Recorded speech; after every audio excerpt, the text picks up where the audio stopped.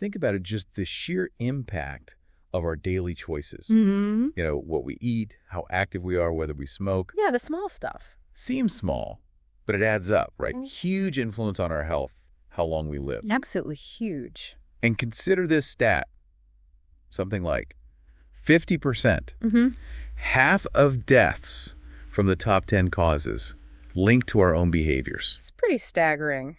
Really makes you stop and think. Doesn't it just? It just underscores the power we have, really. For better or, sometimes for worse, shaping our own health journey. And that's exactly what we're diving into today. We've been looking at a load of fascinating insights, drawing quite a bit from Jane Ogden's The Psychology of Health and Illness. Yeah, it's a great resource. Yeah. Really trying to unpack the why behind our health habits. Exactly. So our mission, if you like, is to get to the core of these choices. We want to explore why behavior matters so much, what beliefs are driving it. And the psychological models that try to explain it all. Basically a shortcut to getting well informed on this because it's just so crucial. Okay, so here's the plan. We'll look at just how much behavior affects mortality. Some really striking examples there. Then we'll nail down what we actually mean by health behaviors. The good, the bad. The whole spectrum. Then we'll get into the really interesting bit, our individual beliefs.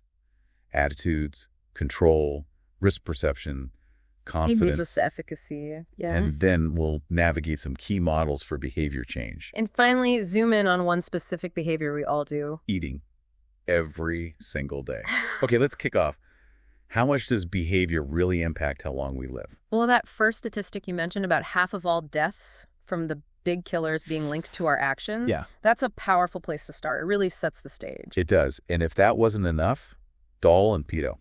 Yeah. They estimated, what was it, roughly 75% of all cancer deaths? Yeah, 3/4 linked back to behavior. And they even broke it down. Tobacco was about 30%, alcohol just 3%, but diet was huge, 35%. and then reproductive or sexual behavior around 7%. It's fascinating, isn't it? The sheer scale of behavioral influence on something as complex as cancer. It really is. And that breakdown really shows where we could potentially make the biggest difference with prevention. Totally. And the links to specific cancers are just stark. Lung cancer, 90%. A staggering 90% linked to smoking. And it's not just lung cancer, is it? Smoking pops up everywhere. Oh, yeah. Bladder cancer, pancreatic cancer, heart disease.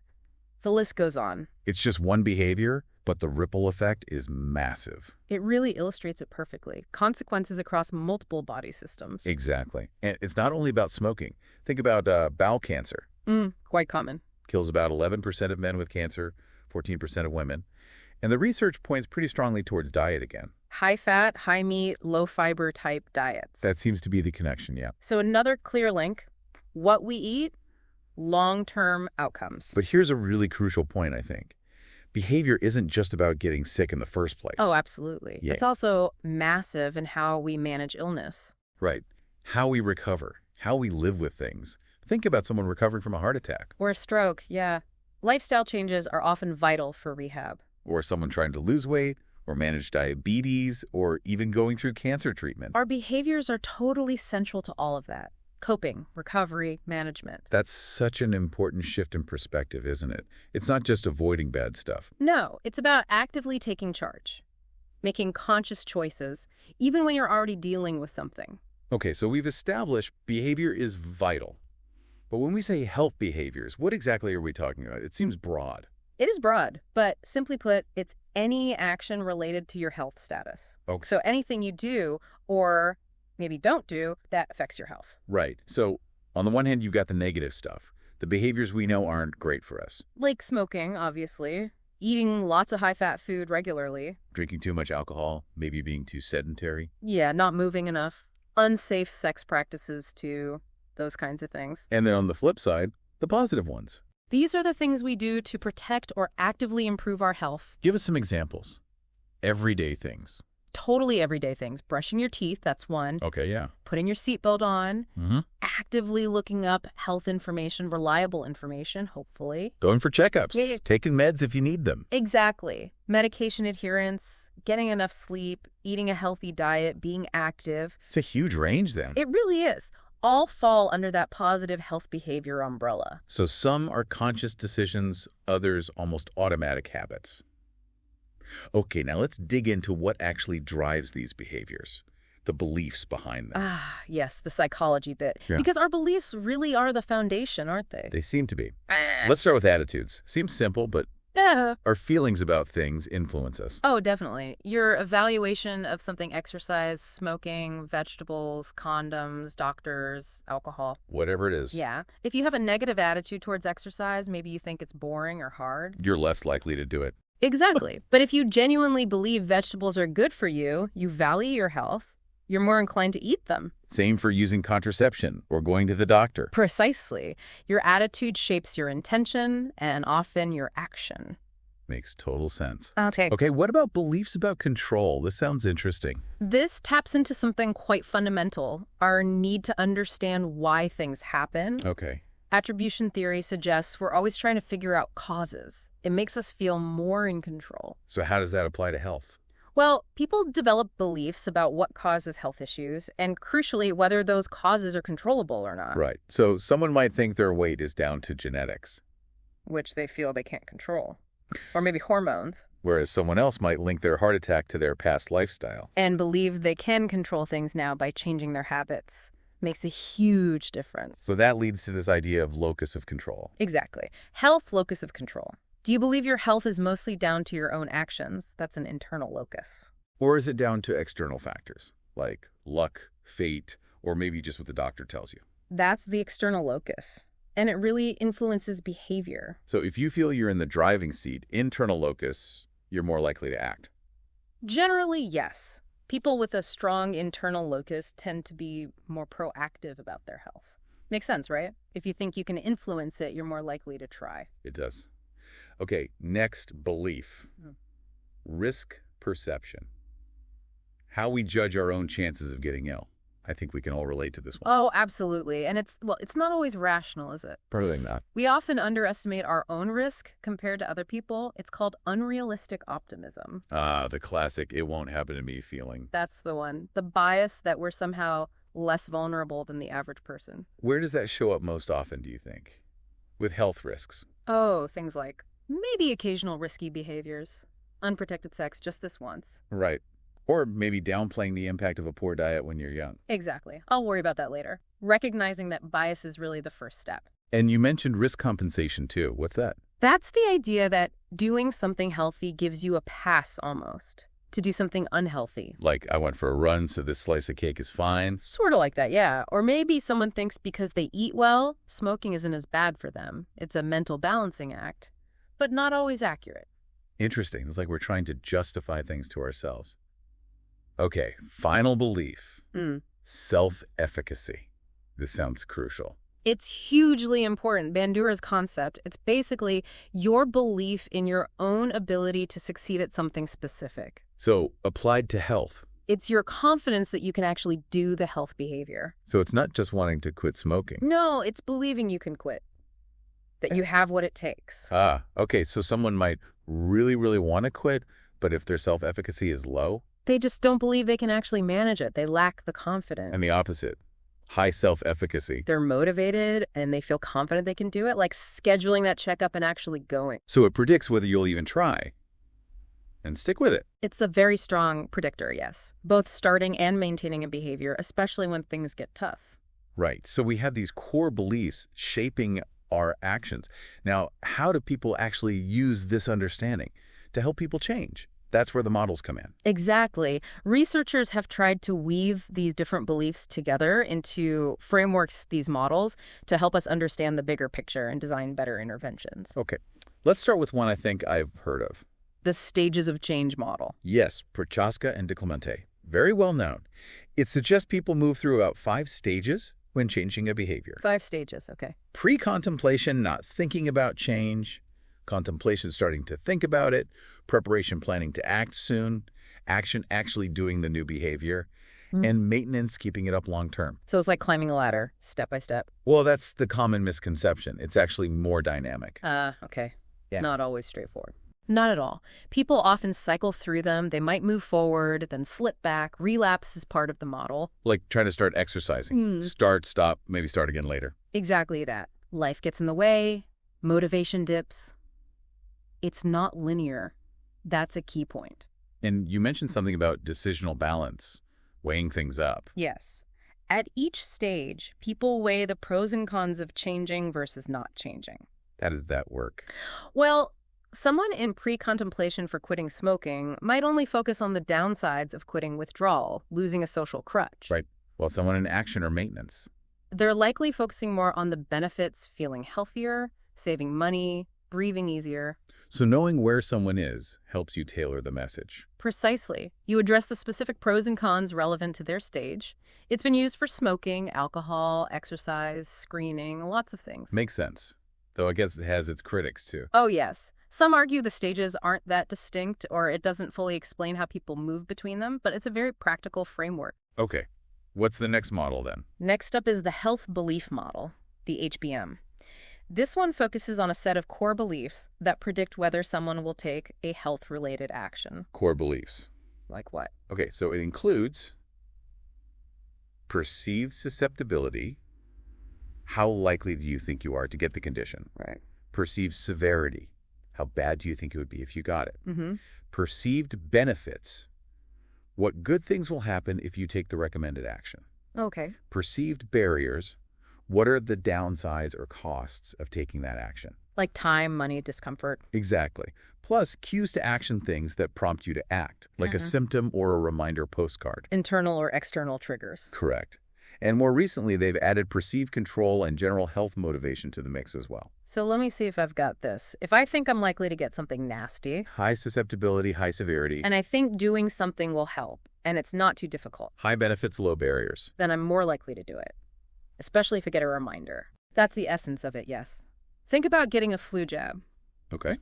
If you think you might get flu, susceptibility, it could make you quite ill, severity. Yeah. The jab works well, benefits, and it's just a quick appointment, low barriers. You're more likely to get it. Yeah. Especially if your GP sends a text. Exactly. The HBM's been used a lot for things like vaccinations, dental visits, dietary changes. Sounds pretty logical. Yeah. Any drawbacks to this one? Well, a common criticism is that it focuses very heavily on rational, conscious thought. Like, we always weigh everything up perfectly. Right. And sometimes decisions are more emotional or habitual. It also maybe doesn't focus enough on social factors or the environment around us. Fair point. Okay, moving on. Protection motivation theory. PMT. Sounds intense. It kind of builds on the HBM, actually, but it explicitly brings in fear. The fear factor. Okay, how does that work? PMT suggests our motivation to protect ourselves comes from weighing up the threat and our ability to cope. It has 5 main bits. 5 components. Go on. Severity, how bad is the threat? Susceptibility, how likely is it to affect me? Response effectiveness, will the recommended action actually work? Okay, similar to HBM so far. Yes, but then crucially, self-efficacy, do I believe I can do the action? And fear, how much does the threat actually scare me? So fear is a direct motivator here. It is. The idea is information about a threat, like skin cancer from sun exposure, can increase fear, perceived severity, and susceptibility. Right. If you also believe the protective action works, using sunscreen is effective, and you feel confident you can do it consistently, high self-efficacy. Then the fear motivates you to actually do it. That's the theory. It combines the threat appraisal with the coping appraisal. It's been used to look at exercise, self-exams, even things like binge drinking. Interesting how it adds that emotional layer. Okay. One more main model. The theory of planned behavior. TPB. Yes, Asen's theory. This one puts a really strong emphasis on intentions. Our intention to do something is key. It's seen as the immediate precursor to behavior. And the TPB says intentions are shaped by 3 things. 3 things. What are they? First, our attitude towards the behavior. Do we think doing it is good or bad? And what outcomes do we expect? Okay, like our personal evaluation. Second, the subjective norm. What do we think important people in our lives want us to do? And how much do we care about their opinions? The social pressure element. Exactly. And third, perceived behavioral control. How much control do we believe we have over doing the behavior? Which links back to self-efficacy, but also includes external things. Yes, internal factors like willpower, but also external things like resources, opportunities, obstacles. And importantly, past behavior feeds into this perception of control. So, my attitude, what others think, and whether I feel I can do it, all shape my intention. That's the core idea, and intention then predicts behavior, although Yes. perceived behavioral control can sometimes bypass intention and influence behavior directly. If you genuinely believe you can't do something, that belief itself might stop you, regardless of your intention. Gotcha. Can you give an example? Sure. Let's say someone wants to cut down on sugary drinks. Okay. Their intention will be stronger if they have a positive attitude, believe it's healthy, think their friends support it, subjective norm, and feel confident they can resist temptation, perceived behavioral control. Right. But even with a strong intention, if they deep down believe they have zero willpower around sugary drinks, low perceived control, that belief might directly sabotage their efforts. This seems quite comprehensive. It brings in the social side more. It does. That's a major strength. It considers social norms and environmental factors plus past experience. That's why it's been used so widely. For what kind of behaviors? Oh, loads. Condom use, blood donation, smoking, exercise, speeding, even self-harm. It's very versatile. Okay, wow. So these models give us different angles on why we do what we do for our health. Yeah. But let's apply some of this. You mentioned eating behavior as a great example. Yes, absolutely. It's fundamental, affects everyone, and is linked to so many health conditions: obesity, diabetes, heart disease, cancer, you name it. Makes sense. And psychology has different ways of looking at why we eat what we eat. Definitely. We can think about it using three main approaches we've sort of touched on. Yeah, what's the first one? Cognitive models. These focus, as you'd expect, on our thoughts, beliefs, attitudes about food. Like applying the HBM or TPB to eating. Exactly. Researchers use these models to predict intentions to eat specific foods like whole grains, fruit, veg. And what tends to stand out? Perceived behavioral control often comes out as a really strong predictor. Feeling like you can make healthy choices is key. That feeling of control again. Okay, what's the second approach? The developmental model. This looks at how our eating habits and preferences develop, especially when we're kids. How we learn to like or dislike certain foods. Precisely. It highlights three key processes: exposure, social learning, and associative learning. Exposure. Just getting used to things. Pretty much. If kids are exposed to new foods repeatedly, maybe 8 to 10 times is optimal, their fear of new foods, neophobia, tends to decrease and they're more likely to accept them. Makes sense. Familiarity breeds liking sometimes. Yeah. And social learning. That's learning by watching others. Parents, friends, media figures, they all act as role models. So if my parents ate lots of veggies, You're more likely to. Peer influence is strong too. Kids might change their preferences just based on who they sit with at lunch. And parental influence can last a long time. wow, we pick up so much subconsciously. Yeah. What about associative learning? That's about making connections, linking foods with rewards or consequences. Like getting praise for trying broccoli. Yes, that positive reinforcement can build a positive association, but it can backfire too. How so? Well, using unhealthy food as a reward, if you're good, you get sweets, makes the unhealthy food seem even more desirable. Ah, okay. And that classic eat your greens to get pudding tactic, it can actually make kids like the greens less because they're seen as an obstacle to the desired pudding. Ooh, interesting unintended consequence there. Okay, the final approach, the weight concern model. Right. This one acknowledges that food isn't just about nutrition. It has meanings: comfort, celebration, reward, and our body weight and shape also carry meanings: attractiveness, success, control. This model focuses on restrained eating or dieting. Dieting driven by wanting to change weight or body shape, often more in women. Generally observed more in women, yes, driven by weight concern and body dissatisfaction. And what's the effect of trying to restrain eating? Well, paradoxically, it can lead to more preoccupation with food, and sometimes to overeating. How does that happen? It's called disinhibition, or the what the hell effect. A restrained eater breaks their diet rule, maybe eats one biscuit. And thinks, oh, well, I've blown it now. Might as well eat the whole packet. Exactly. That feeling of having already failed can trigger a loss of control. What kinds of things can trigger that slip up? All sorts. Feeling deprived, being in a low mood, drinking alcohol, even quitting smoking sometimes. Just breaking a rule can be enough for some. So trying too hard to control things can ironically lead to losing control. That's the paradox it highlights. It shows the complex dance between our thoughts, feelings, and eating actions. Wow. Okay, this has been, Yeah. a proper deep dive. It's incredible just how much our beliefs shape these everyday health actions. It really is. And seeing how these models try to piece it all together gives us such valuable frameworks. Frameworks for understanding ourselves, maybe, and potentially for making changes. Exactly. It's just behavior isn't random. It's tied to our psychology, our environment, our experiences. And these models, while not perfect, give us lenses to see that more clearly, to understand ourselves and maybe find better ways to promote well-being. Absolutely. It really brings home how central behavior is to our health journey. So, thinking about everything we've discussed, the power of our beliefs, the influence of others, the models, the what the hell effect, here's something to ponder. Considering all that, what's maybe one single small change or experiment you could try this week based on what we've explored? Definitely some food for thought there.